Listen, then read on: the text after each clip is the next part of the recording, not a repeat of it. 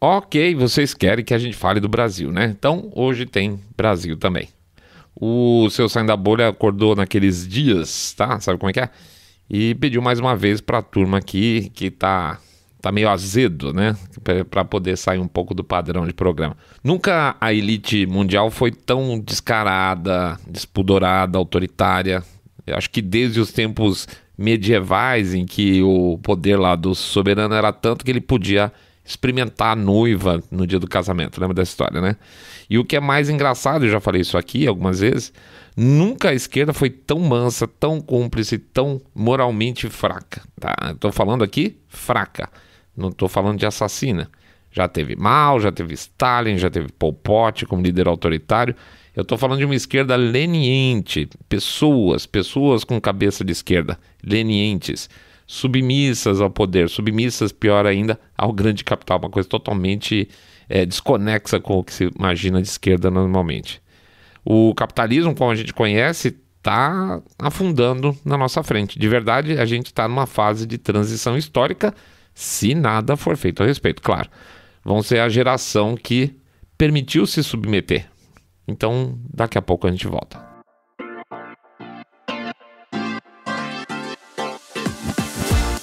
Saindo da bolha. Menos notícia, mais informação para você.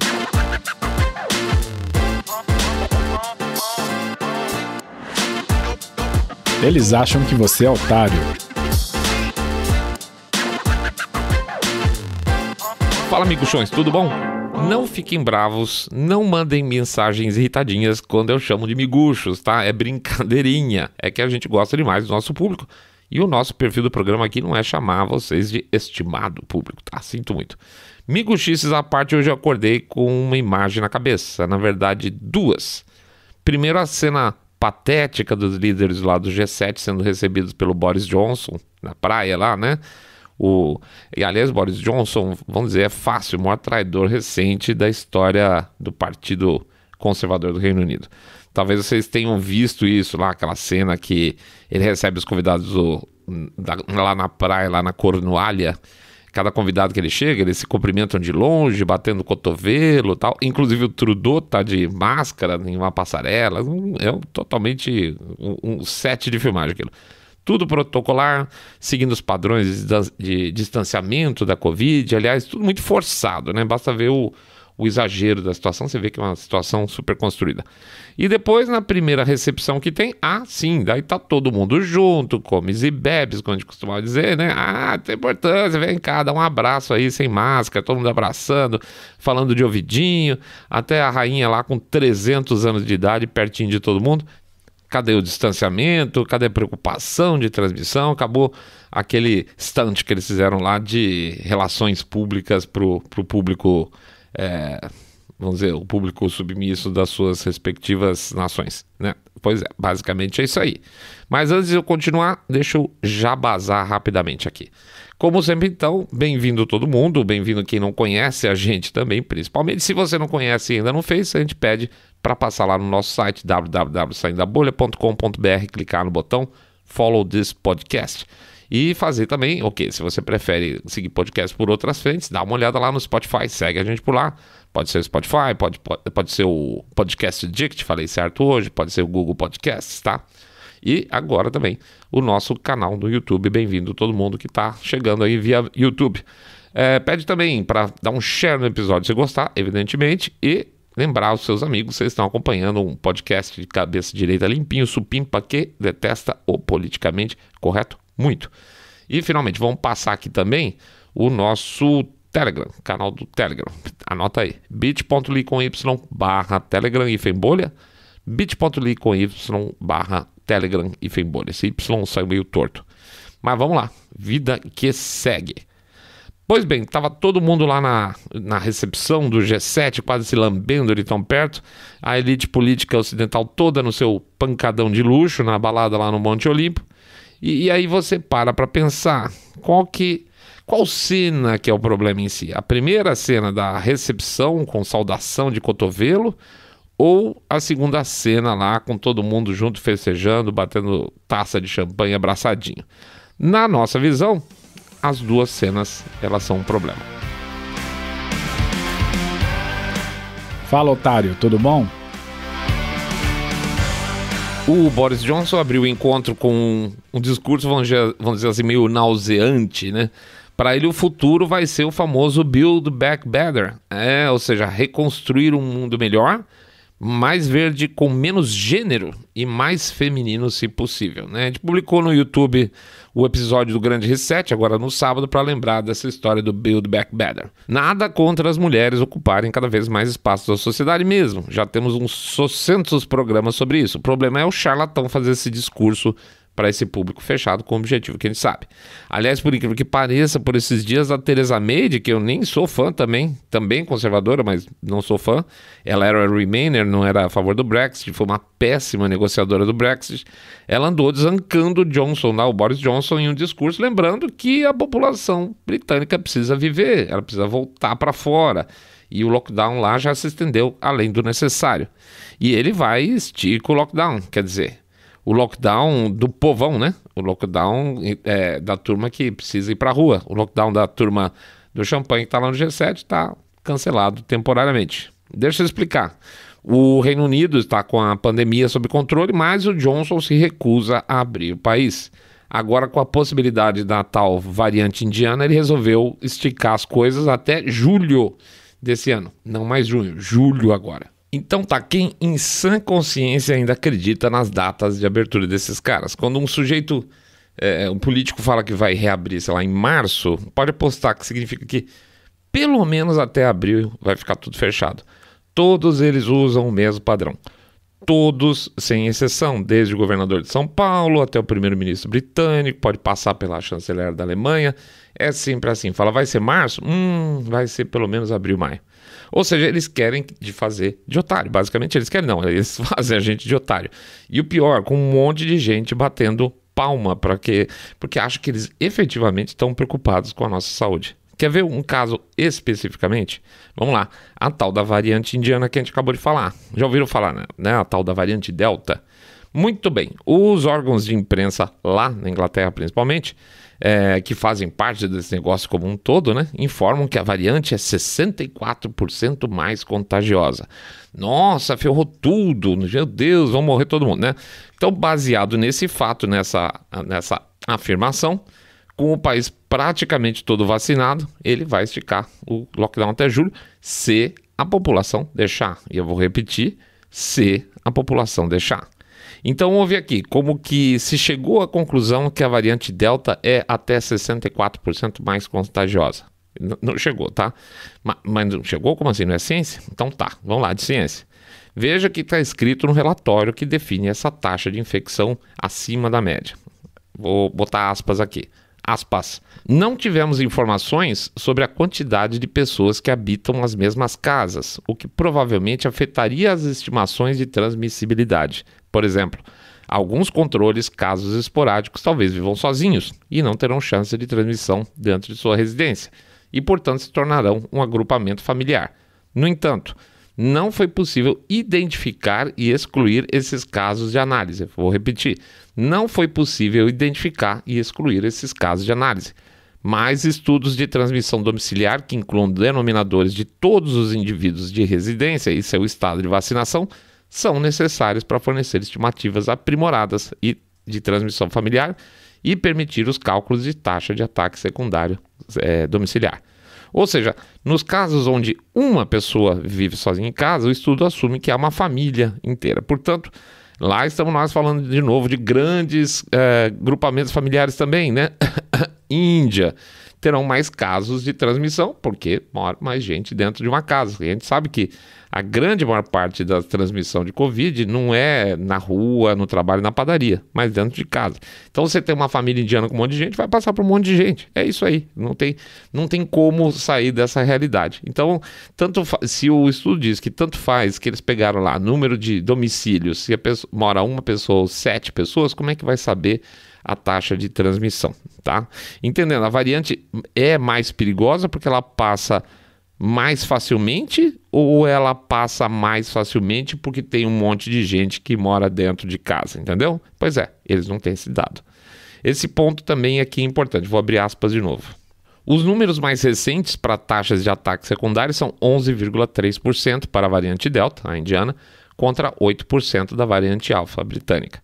Em termos relativos, isso é 41% mais infeccioso, mas em termos absolutos é 3,3%, é de 8 para 11,3%, certo? O que é pouco. O fato de 88,7% dos contatos de pessoas infectadas com a variante Delta e 92% com a Alfa não terem se infectado é mais uma indicação dos altos níveis de imunidade que já existem lá na comunidade, e essa doença é independente de qualquer variante, tá? Veja que a questão sobre o tamanho da família aqui, de novo, também tem importância.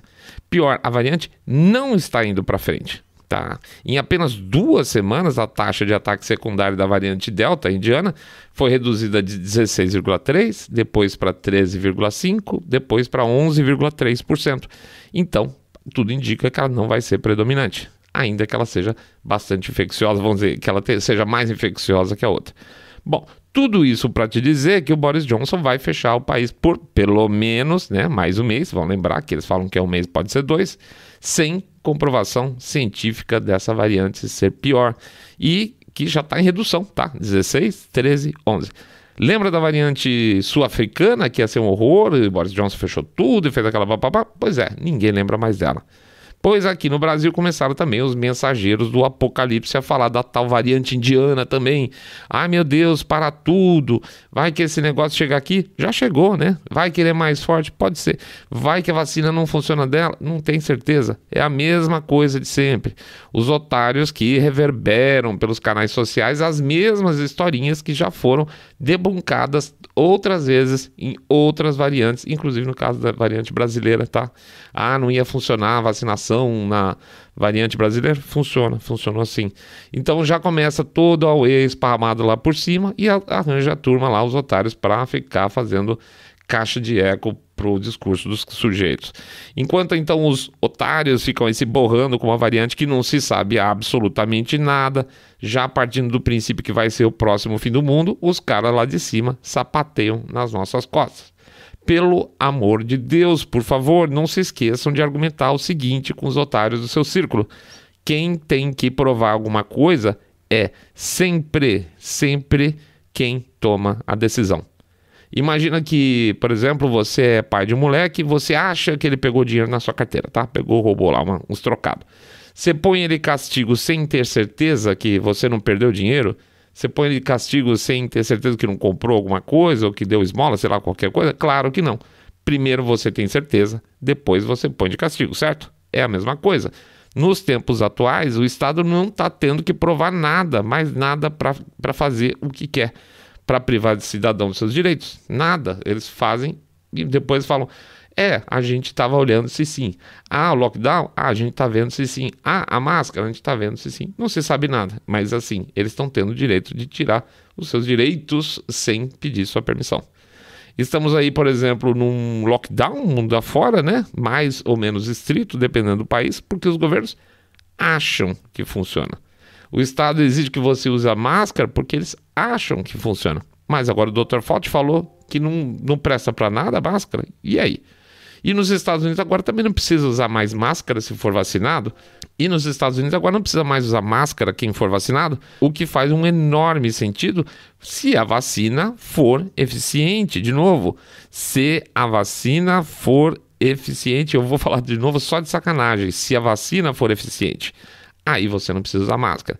Aqui no Brasil, não pode tirar máscara se for vacinado, mesmo não sendo vacinado. Veja, eu estou falando não só dos governos locais, com as diretrizes, como também dos corona lovers em geral nas redes sociais. Ué, mas você não confia na vacina? Cadê a ciência, não é? Se você está vacinado, como é que você vai pegar esse troço? A verdade é que as pessoas não confiam na Coronavac. E tem casos bem complicados pelo mundo afora, como no caso do Uruguai, do Chile, de Seychelles, né? Que eles estão com surtos fortíssimos, ainda que super bem vacinados. Só que estão super bem vacinados com a Coronavac. Por que não se fala disso? Eu não estou reclamando no sentido de fazer teoria conspiratória, é uma pergunta direta, né? Por que não se fala nisso? Não devia falar? Não devia ter uma discussão aberta com a sociedade? Então, aqui vai a nossa opinião. Não se fala disso porque essa gente é genocida. Tô brincando, ai, como é bom falar isso assim. Sentir até um chameguinho na nuca chamar os outros de genocida. Mas a verdade é a seguinte, é que essa turma não gosta de expor a realidade. Porque falar mal da Coronavac é bom pro Bolsonaro. Falar mal da Coronavac é ruim para a oposição. Logo, é bom para o Bolsonaro. Então, tudo bem.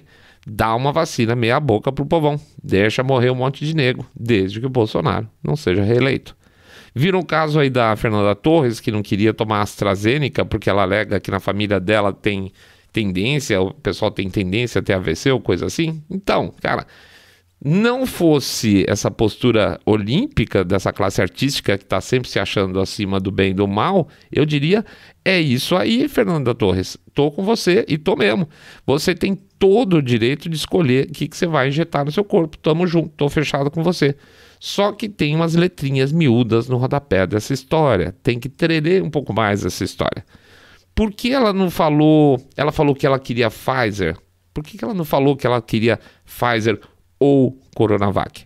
Afinal, Coronavac também não aponta nenhum problema para coágulo, certo? Então, por que você não viu ela berrando, cadê, onde está a minha Coronavac? Porque ela é bem informada, ela é da elite, elite sempre é bem informada. Quer dizer, relativamente. Pô, mas se todo mundo sair desprezando a Coronavac para querer Pfizer, como é que vai ser? Então, deixa a pobraiada aí desinformada tomando vacina meia boca.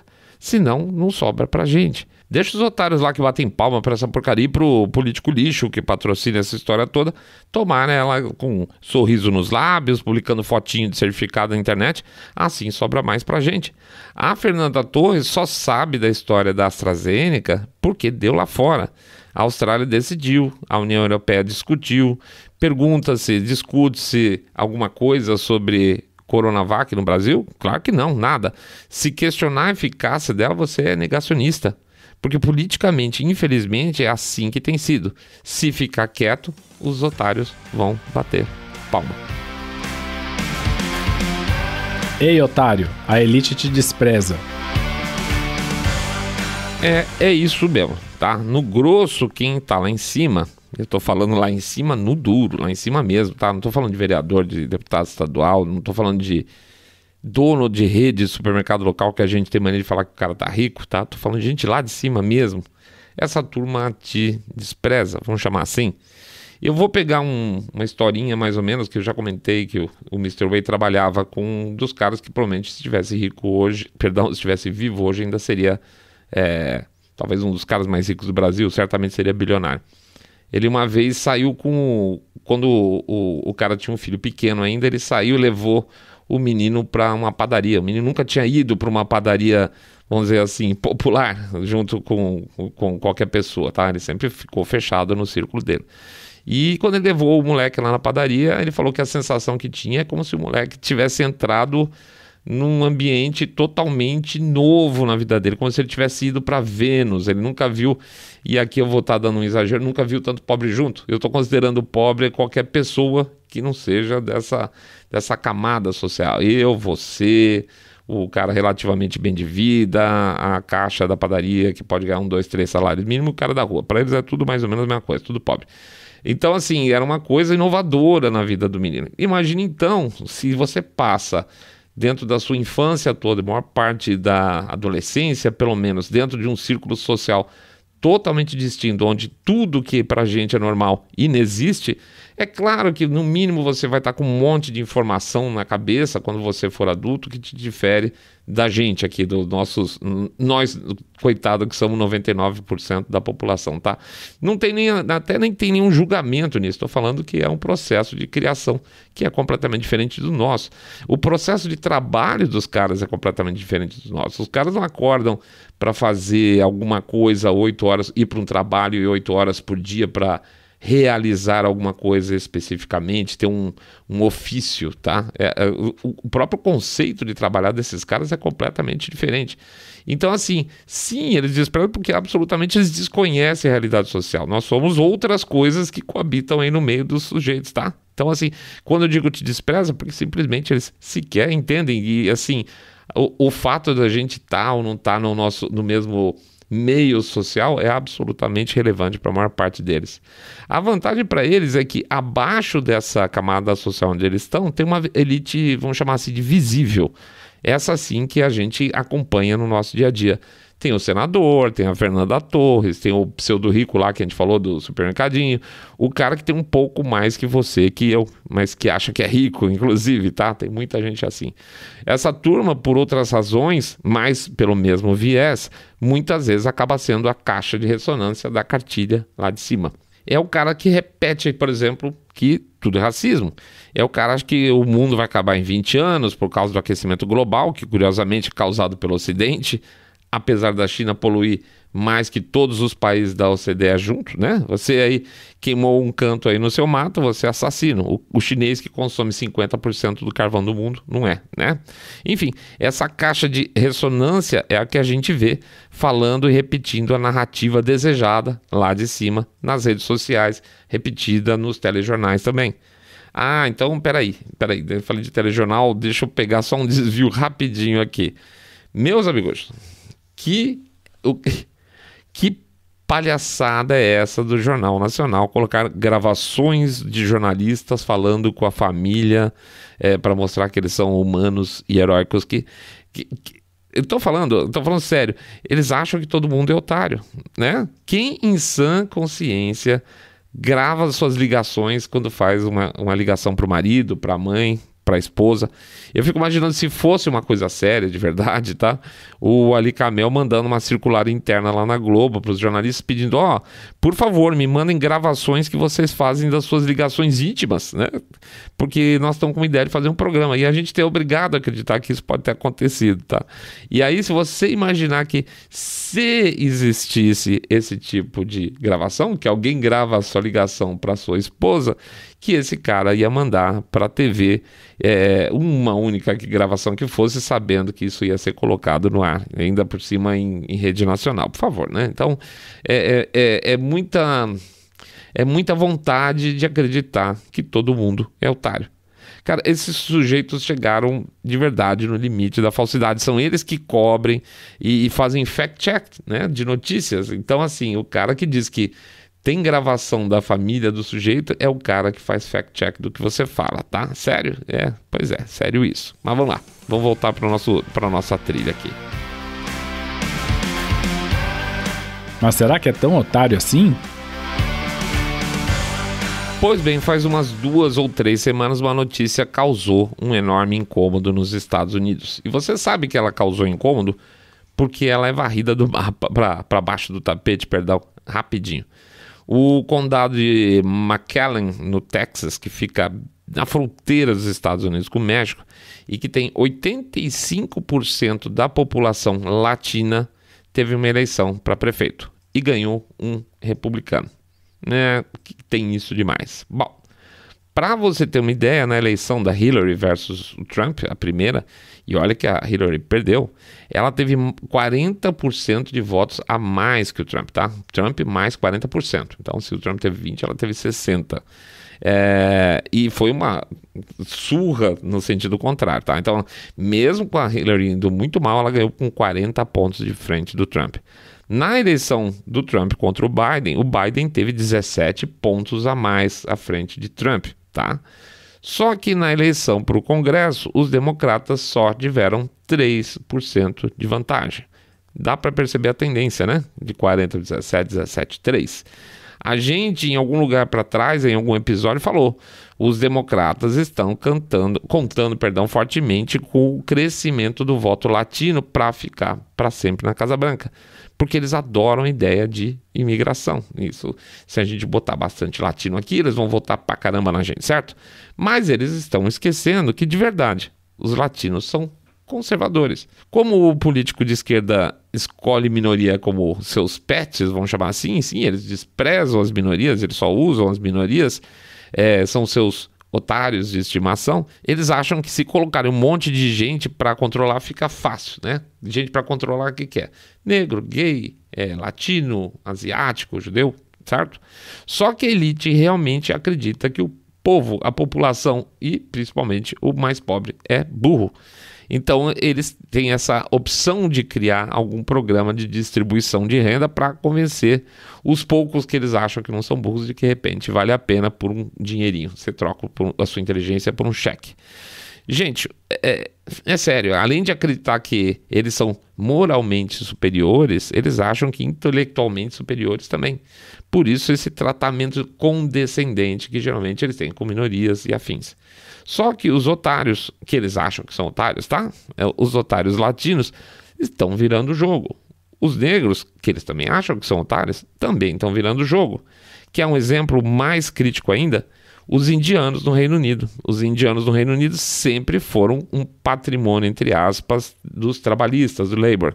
Eles estão virando o jogo e votando fortemente no Partido Conservador. Nas últimas eleições, regiões aí que estavam há mais de 100 anos votando no Partido Trabalhista, dessa vez despejaram votos no Partido Conservador. Os indianos são parte integrante da população e da cultura britânica. Hoje, em várias regiões, eles já são, assim, como grupo, até mais bem-sucedidos financeiramente que a população branca ativa em grande parte da Inglaterra. É um efeito muito parecido com o que acontece com os asiáticos lá nos Estados Unidos. Hoje, a população asiática americana, financeiramente, na média, está dando chocolate nos brancos. Então, quando os indianos no Reino Unido e asiáticos nos Estados Unidos passam a ser discriminados pela esquerda por causa desse novo posicionamento social, ou seja, eles são elite também, vamos chamar assim, chuta esses caras de lado. E se essas populações passam a ser, vamos dizer, desprezadas pelos partidos de esquerda, vamos chamar assim, para onde que eles vão? Eles vão para quem deserda eles, vamos dizer assim, como minoria oprimida, ou eles vão para o lado de quem valoriza o crescimento deles como cidadão? Eles vão para o lado de quem dá surra nele nas ruas, ou eles vão para o lado que defende o direito deles se defender, como no caso dos asiáticos americanos, está acontecendo isso direto. Vamos lembrar de mais um dado. Pela primeira vez, os trabalhadores de sol a sol, trabalhador da indústria, o tal do blue collar, pela primeira vez esse público votou mais nos republicanos do que nos democratas. Quem que é o otário agora? É evidente que as massas trabalhadoras vão procurar defender, eles vão tentar defender seus empregos, eles vão votar em quem segura a fábrica lá dentro dos Estados Unidos e não quem vai trocar o emprego deles por projetos mirabolantes de energia limpa que basicamente servem para o quê? Subsidiar bilionário e mandar emprego para a China, né?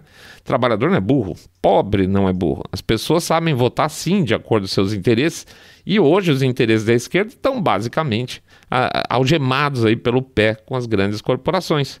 Se não fosse por isso, por que o Wall Street estaria despejando dinheiro na campanha de Biden?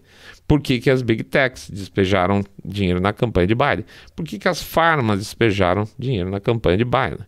Porque eles representam o capitalismo de Estado, aquele capitalismo cheiroso que essa turma gosta. Deixem, então, os otários para fora dessa equação. As gretas e aí seus derivados querem que o americano consumam cada vez menos. Não só os americanos, né? Vamos deixar bem claro. Todo esse movimento que aparece no discurso do Johnson lá no G7, então, tem sua razão de ser.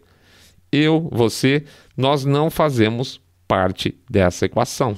A gente é só efeito colateral. Depois a gente vê o que a gente faz com eles, sabe? Deve ser mais ou menos esse esquema. Cria aí um sistema de renda universal e eles têm que ficar quietinhos dependendo do estado. Depois a gente bola um jeito, tá? Só que eu quero lutar. Eu quero lutar pelo meu direito de crescer nos moldes que eu acredito. E eu quero que os filhos de vocês tenham os mesmos direitos. Nada de estado estabelecendo quem faz o quê, quem consome o quê, quem abre o comércio quando ou quem pode ir para onde. Não. Esse retrocesso não tem espaço, pelo menos na minha cabeça. Mas não vai ser fácil, tá? Latinos conservadores, indianos, asiáticos, pior. Como é que vocês acham que vão no futuro as novas gerações de muçulmanos que estão eventualmente aí se aclimatando na Europa, eles vão votar em partidos com agendas progressistas? É claro que não. É evidente que não. Aliás, hoje na Inglaterra já existe muito fortes situações de conflito em que os próprios conservadores de determinadas regiões estão se unindo aos muçulmanos para segurar pautas progressistas. Tem muita água pela frente e vai ser um braço de ferro duro e desigual. Hoje a batalha 0-0, aquela que define tudo, é pela liberdade de expressão. Então, o que a gente fala? Expressem-se. Vamos deixar claro que a gente tem o direito de falar o que quiser, sem medo de contrapartidas violentas ou de ser, sei lá, culturalmente cancelado. Enquanto a gente tiver pelo menos liberdade de imprensa, estamos no jogo. Se a gente perder, aí sim, gente, vamos ser bem claro. Aí a coisa vai cair rapidamente. Eu prefiro, e aqui vou ser bem aberto, posição minha, pessoal. Eu prefiro um tosco no governo aqui ou lá na matriz que nunca levantou um dedo contra a liberdade de expressão do que intelectuais e uma elite cheirosa aí que quer estabelecer o que pode ser ou não falado. Pior, né? O que pode ou ser não pensado, que não pode ser discutido. É uma elite que acha que o Estado pode dar e tirar direitos individuais de acordo com seus interesses e a sua agenda. Direitos, pessoal, são nossos, tá? E o Estado deveria estar aqui para proteger e não para estabelecer. O Estado não está aí para definir. E pior ainda, se eu não permito que o Estado diga para mim o que eu posso, o que eu não posso, eu lá vou dar permissão para algum intelectualoide dizer se acha que tá bom ou não tá bom o meu jeito de ser? De jeito nenhum. Bom, é isso aí, pessoal. Mais um Saindo da Bolha. A gente agradece a presença de todo mundo. Faz aquele nosso jabacito expressíssimo. Vamos lá.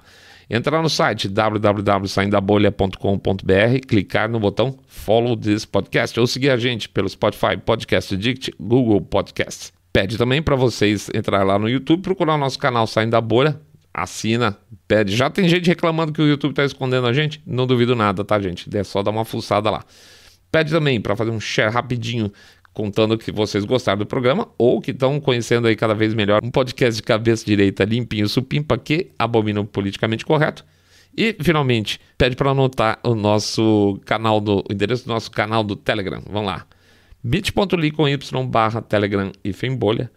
bit.ly/Telegram-bolha.